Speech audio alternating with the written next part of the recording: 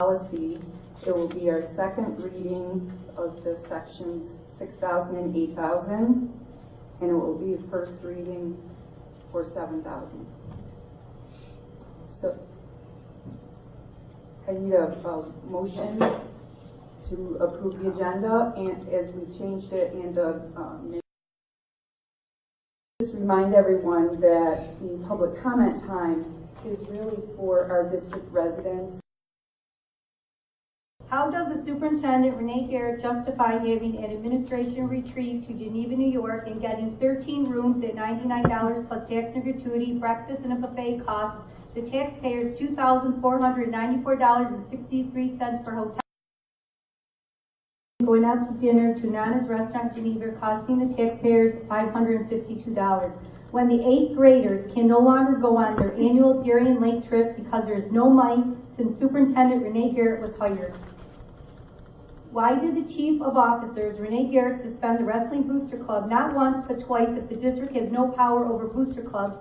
Why did Renee Garrett attend the Wayne Wrestling Booster Club meeting July 11, 2011 with the DOE members, if they have no jurisdiction? And on May 13, 2011, Renee Garrett called me, Patricia Franny, and talked for 82 minutes to discuss the alleged theft, and was at that point told when to... Did Superintendent Renee Garrett give Wayne Central School's old desk to North Rose Wolcott with doing the furniture replacement? If so, how many did she give away? And did any go to Elko Recycling? And why were the desks not... In the high school tech room, there was a very sentimental wooden table with both engraved names of past teachers and employees. During the furniture replacement, the wooden table was removed. When is it? Two questions. I'm just wondering why some employees are drug tested while others aren't, even though both positions are dealing with children and students directly. And my other question is, why are the questions and comments section on, or the questions and comments on the question and comment section of the website substantially different than what is actually said and asked? I just wanted to make a comment and update everybody on how the varsity hockey team is doing after the merger that was passed in several months ago. And the team has gotten together, and we have 9 Wayne Central members on the hockey team at this time, 5 seniors and 4 younger members. The team is now 7 wins, 7 losses, and 1 tie. My question is regarding the school calendar. Initially, when it was sent, we received it when the children went back to school. Apparently, in November, we received a letter saying that January 2nd was in fact a state holiday, and so the children would have no school. And as time went on, I didn't think anything of it until I was made aware that the bus drivers were in fact needed to attend work on the 2nd, which was a state holiday, and there were no students. I'm wondering why that has happened. Is it due to calendar error? And I'm also wondering, as we added the staff development days later on, how did these days, did they affect our support staff and any monies that we might have had to reimburse due to contracts signed with the calendar? Encumbrances is when the school district orders something, we set the money aside in the budget until we pay for that item. So basically it would be purchase orders that are outstanding at the end of the school year. The amount of money in the reserve for encumbrance at the end of the 2010 school year was $2.4 million. So that tells you that we had that much goods and services on order at the end of the school year. So what this does is it actually carries the money from one budget year into the new budget year when the POs and bills will actually be paid for. The amount of money that was carried over or outstanding at the end of the 2011 school year, $2.1 million. And once again, those are purchase orders that are outstanding for things that have been ordered late in the year and the bills haven't been paid by June 30th. The next type of reserve is an insurance reserve. And this reserve is used to pay liability, casualty, and other types of losses that the school district might incur. That balance as of the end of 2010 was $5 million. And the balance as of 2011 was $6.2 million. And just to remind everybody, we used $907,000 out of this reserve for this year's budget process to offset the loss in state aid. We had about a $1.2 million loss in state aid. And what we had said was if the state's financial situation didn't improve, while it was hopefully improving over years, we were prepared to use this reserve money to help offset any future losses in state aid. And that's a commitment we made with the Board of Education at the last budget process. The next type is a capital reserve. And this is established by voter authorization. The fund has a 10-year term, and when the voters approved it, it was not to exceed $5 million plus accrued earnings. The balance in that reserve as of 2010, $5,398,124. And you see that exceeds the $5 million, but the amount that goes over that is money that money's been invested in the fund and it's earned that interest.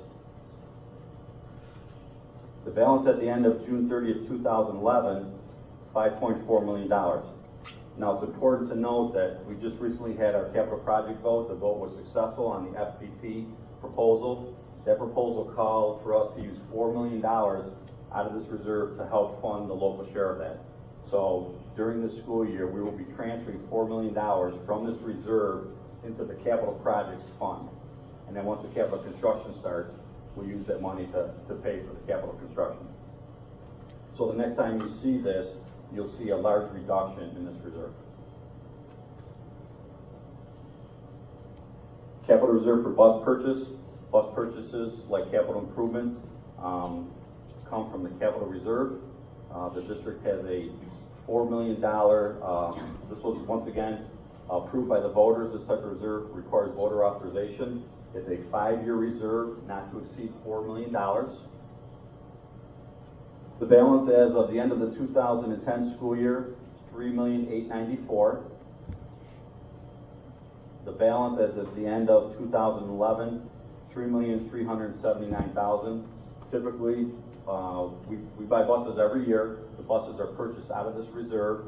If this reserve didn't exist, we would have to go out and borrow the money, and those payments would be included in the general fund. Typically, we spend anywhere from $500,000 to $700,000 on buses. We have a 10-year replacement cycle for our large buses and a 7-year for our small buses. Retirement contribution reserve. This is used for the purpose of financing retirement contributions, specifically for the employees' retirement system. That covers all of our classified employees. The balance at the end of 2010, $985,000. The balance as of June 30th, 2011, $1,239,000. We did use $200,000 out of this reserve in this year's budget to offset the large increase in the ERS rate. And you'll see, I'll talk about that when I present the capital portion a little bit later in the meeting. You'll see once again that there's a fairly large increase. So the concept is when we're getting those large pension rate increases to offset that with this reserve money, in hopes that while the reserve money's there, eventually the pension rates will go down. Probably 10 years ago, we were paying less than 1% on salaries for classified employees into the retirement system. Next year, it will be 18.9%. So if you do the math, it's a large change over that time period. Next type of reserve is a liability reserve. This is used to pay for any property loss, assessment challenges, or any liabilities incurred by the district. That balance as of June 30th, 2010, $1,132,082. The balance as of June 30th, 2011, $1,241,127. The next type is the employee benefit accrued liability reserve. This pays for any accrued benefits due to employee upon the conclusion of their service to the district. We might have some unused sick days or costs like that we have to pay. once they retire and leave the district. That balance in 2010 was almost $41,000. The balance as of 2011, $173,000. That covers all the different reserves that the district has.